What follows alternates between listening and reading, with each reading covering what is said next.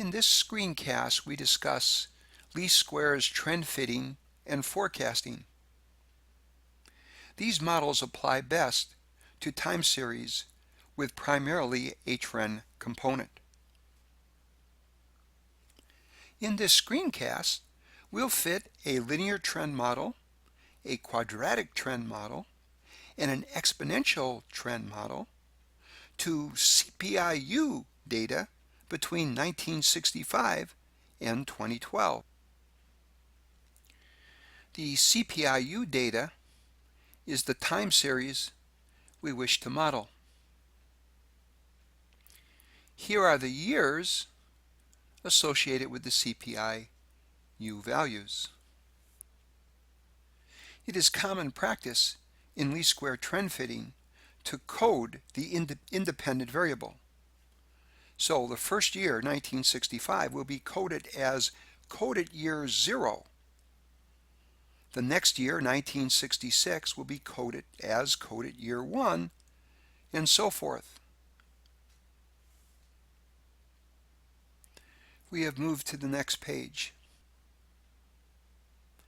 In this time series plot of the CPI-U values, using actual years, 1965, 66, etc., we see the primary component of the CPI-U time series is trend.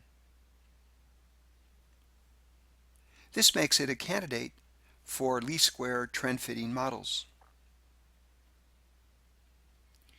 Here are some easy U-tries to give you practice thinking about coded years.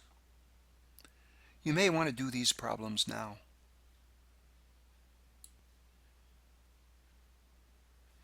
Here is the same CPI-U time series plot, but this time based on coded years.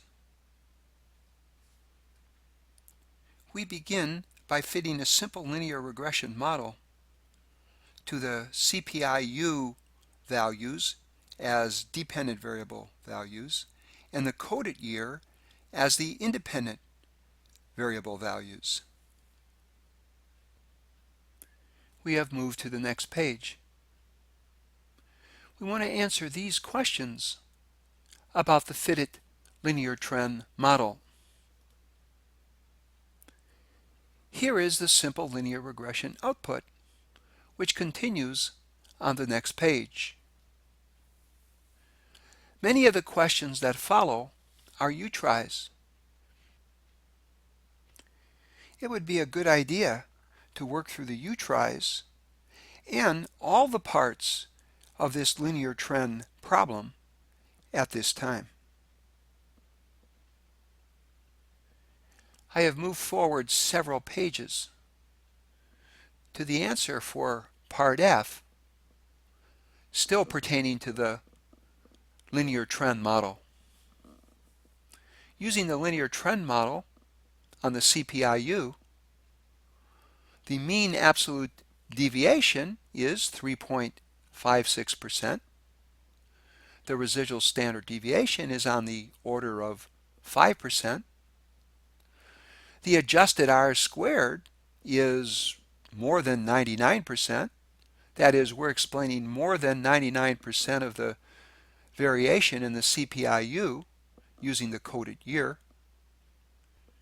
Here's a comment regarding the residual time series plot on a previous page. And here's a comment regarding the principle of parsimony.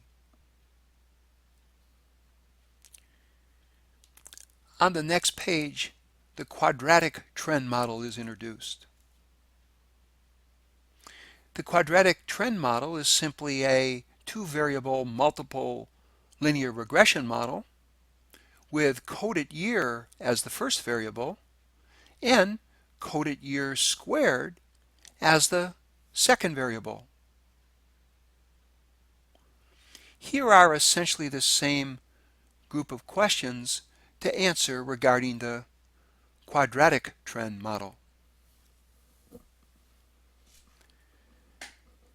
When we use Excel's analysis toolpack to fit this quadratic model, the regression statistics we obtain are The adjusted R squared is 99.44%. The residual standard deviation is 4.73%. And the output extends to the next page, where we have the regression coefficients and part of the residual output. Again, it would be a good idea to answer the you-try questions regarding the quadratic trend model, and then proceed to answer the rest of the questions regarding the quadratic trend model. Again, I move forward several pages to the answer to part F for the quadratic trend model.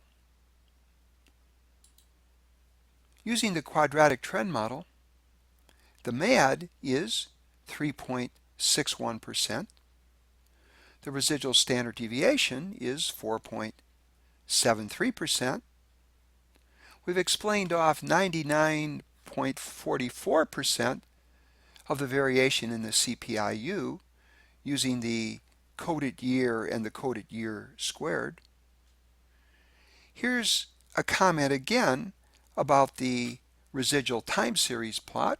We see it here. And here's a comment regarding the principle of parsimony.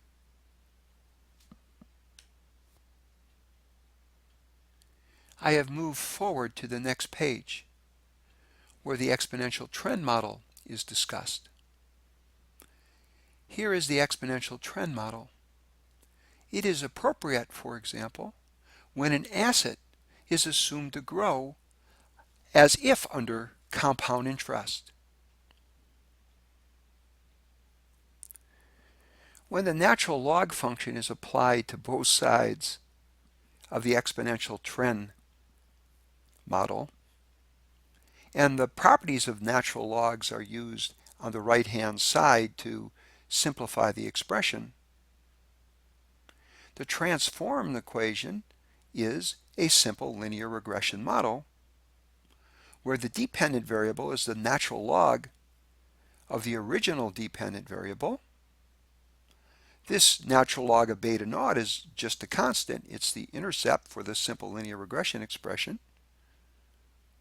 This natural log of beta 1 is just a constant. It's the slope for this simple linear regression equation. x1 is what it is, the coded year, and the natural log of epsilon is just a random error term. We will fit an expression, natural log of CPIU equals intercept plus slope times coded year. That is, we will fit a simple linear regression model. Once we fit the simple linear regression model using the natural log of CPIU as the dependent variable and the coded year as the independent variable, here are a collection of questions we would like to answer about that model. Remember, when we fit the model, we use the natural log of the CPIU, but we're really asking questions about the CPIU. So at some point, we're going to have to unwind the natural log of CPIU using the exponential function on your calculator. I've moved to the next page. Here is a time series plot based on the coded year of the natural log of CPIU values. It would be reasonable to assume a linear model might fit this data. Here is the Excel output for the simple linear regression with natural log of CPIU as a dependent variable and coded year as the independent variable. It's tempting to make a comparison of the adjusted R squared in this model of around 95% with the adjusted R squares from the previous models, except that would be making an apples and oranges comparison, because the previous models had CPIU, not natural log CPIU, but CPIU as the dependent variable. This would be a good time to answer the U-Try questions pertaining to this model. And to continue on looking at some of the other solutions. Let's actually stay here for a minute. Here's an intermediate step in something we're about to do. Our simple linear regression output in the residual table had a column of predicted natural log CPIU values with each entry associated with one of the data points. To change this predicted natural log CPIU values to actual predicted CPIU values, we have to apply the exponential function to each entry in the predicted log CPIU value column. Here is what we obtain. At the bottom of the next page, we've created a table. The second column is the actual CPIU values. The third column is the column we've just created on the previous page, the predicted CPIU values. When we compute the difference between the actual CPIU values and the predicted CPIU values, we get the exponential model forecast errors. These are referred to as CPIU residuals in this table. When we take the absolute value of the CPIU residuals, we get the magnitude of the forecast errors. When we average these magnitudes, we get the MAD. The MAD for the exponential model is 15.20%. This MAD is more than 3 times as much as the MAD for the quadratic model, which was even greater than the MAD for the linear model.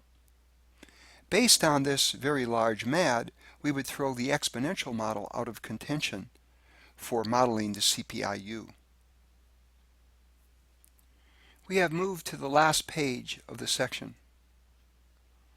On this table, we have summarized results for the linear trend model and the quadratic trend model as potential models for modeling the CPIU.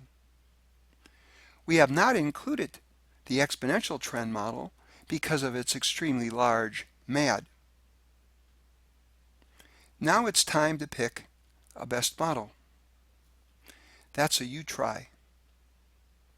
You can pull down the text box after you've made your decision to check your answer.